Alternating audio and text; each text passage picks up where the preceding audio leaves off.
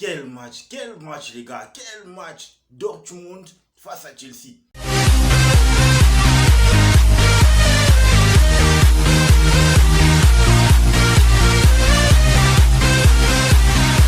On a eu un match exceptionnel là, les gars.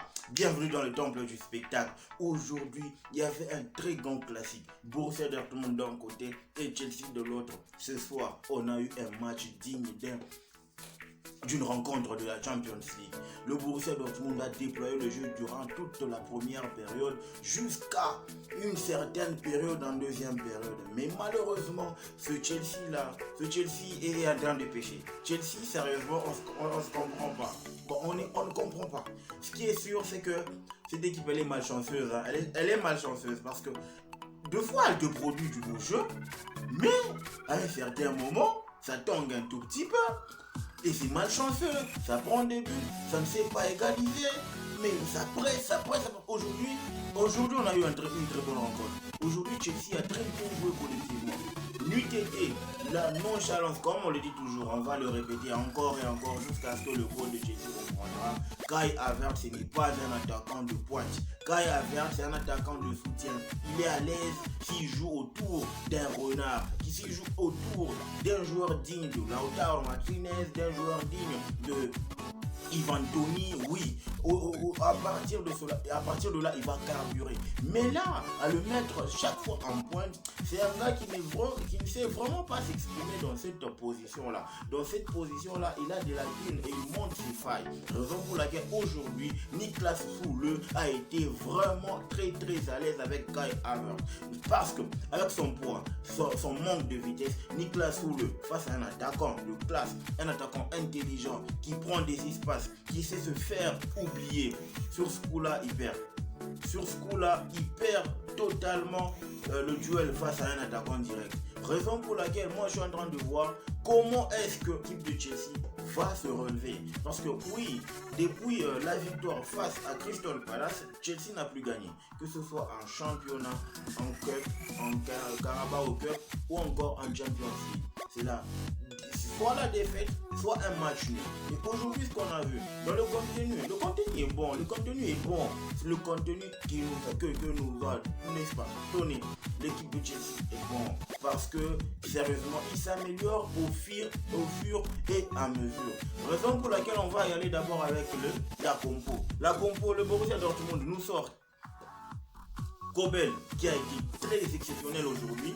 Kobel, Klosterbeck, Ozkan, Haller, Guerrero, Wolf, Julian Brandt, Jude Bellingham comme le double jeune capitaine, Emre Can, Niklas Süle, Karim Adeyemi. Du côté de Chelsea, on nous présente grand coteur Ilani Kepa Arrizabalaga, Chris James, Thiago Silva, Kalidou Koulibaly, Enzo Fernandez, Ben Chilwell, Ruben Loftus-Cheek, Hakim Ziyech, Joao Félix, Mikhailo Mudryk ainsi que Kai Havertz. Alors, les flops dans cette rencontre, je ne cesserai jamais de le répéter. Aujourd'hui, Kai Havertz a joué contre nous. Pendant des phases de transition, normalement, il doit décaler la balle, il doit libérer la balle au plus vite possible, question de créer des espaces. Et aujourd'hui, Kai Havertz ne l'a pas fait. Il était trop lent. Il n'a pas vraiment assuré cette bonne connexion avec Joao Félix, avec ses partenaires, avec ses coéquipiers. Raison pour laquelle on a senti un Chelsea qui était quasi absent dans la construction, dans le profil, n'est-ce pas, de la phase transitoire. Oui, parce qu'on n'a pas senti, on n'a pas vu. Kai Havertz, dans cette position, il va toujours nous faire pleurer, il va nous donner du fil à retordre. Moi, je pense que ce qui est important, c'est qu'il faudrait que nous trouvions un bon 10. Dieu merci, Kunku est en train de venir. Parce que sérieusement, on ne va pas blairer Kai Havertz durant toute la saison. Il est bon, oui, mais dans quel rôle? Parce que jusqu'à présent, on a comme l'impression que chaque entraîneur qui se pointe à Chelsea ne sait pas vraiment le rôle de Kai Havertz dans l'équipe. Oui, Lampard s'est planté, Thomas Tuchel s'est planté, là c'est Graham Potter qui est en train de se planter. Il met David Datro Fofana à Oro. Il n'est même pas sur la taille de match, mais il fait confiance à Kai Havertz. Non, qu'est-ce que vous dites? Kai Havertz c'est pas un attaquant. Mykhailo Mudryk aussi. Le gars, bon, je ne lui en tiens pas trop rigueur parce que je sens que ce garçon il a encore du talent. Il est en train de s'acclimater, il est en train de prendre les habitudes d'une nouvelle équipe. Ça va venir. Il a le potentiel de pouvoir se hisser haut. Il a le potentiel d'aller, n'est-ce pas, à un standing international avec l'équipe de Chelsea. Donnons-lui du temps et essayons de voir ce qu'il va porter à l'avenir. Le top du match, Karim Adeyemi, que dire de plus? Que dire de plus? Je crois bien, ma toute première vidéo sur cette chaîne, j'ai parlé de Karim Adeyemi, que c'était un joueur à suivre durant toute cette saison de Bundesliga en Allemagne. Oui, le gars a éclos de son talent. Il a vraiment, à lui tout seul, il s'est créé un but.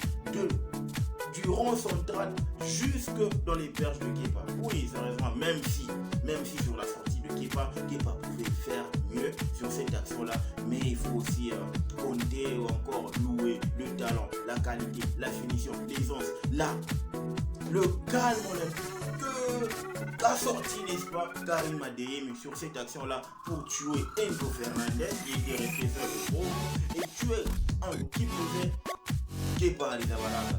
Chapeau, si je donne les top du côté de Dortmund, Karim Adeyemi, franchement, top match. Karim Adeyemi, il a été partout. Il a été dans des très bons coups. Oui, dans des très bons coups. Marius Wolf, très bon comme latéral. Pour moi, je le prenais comme un maillon faible de cette équipe de Chelsea, de cette équipe de Dortmund, mais il a fait le taf. Il a assuré du début jusqu'à sa sortie. Sérieusement, Klosterbeck. Ça reste un défenseur. Je comprends pourquoi le Borussia Dortmund est allé le chercher du côté de Stuttgart. Le garçon est très bon par le pied, très bon dans sa tête, il réfléchit. Il a un calme dans la vie. Il me rappelle un certain Batshuayi. Oui, sérieux, c'est le même registre, la même qualité, le même calme. Ils ne sont pas pressés ces gars, ils sont encore.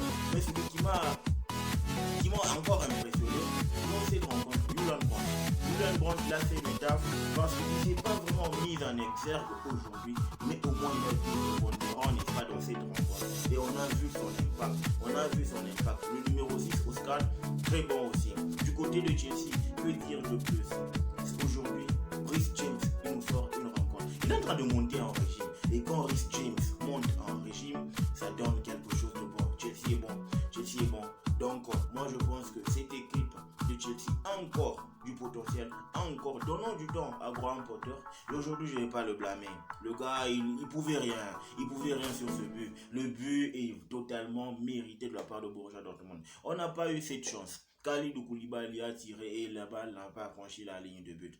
Qu'est-ce que vous voulez encore? C'est Chelsea qui a perdu. C'est vrai que cette période, c'est une période de vache maigre. Ça va venir. La période est encore très longue. Même si en première ligue c'est déjà fini. Mais au moins, on est en train de voir comment est-ce que cette équipe de Chelsea va se reconstruire. Donc, moi je n'en tiens pas rigueur. Si je voudrais donner la note pour ce match, il est à 9. Pourquoi? Parce qu'il y a eu Moi, ce que j'aime, c'est le physique, la combativité, la vitesse. On ne garde pas la balle. On fonce de poteau à poteau, d'un camp vers l'autre. C'est ça le football que l'on veut voir. C'est ça le football champagne que moi je veux voir. Déjà que sur cette phase-là, il y avait un duel entre Allemands et Anglais. Oui, déjà on sait très bien que les équipes anglaises sont vraiment coriaces face aux équipes allemandes. Mais sur ce coup-là, depuis un certain temps, le Bayern et le Borussia Dortmund ont grandi. C'est plus que c'était auparavant. Aujourd'hui, pour gagner à Iduna Park,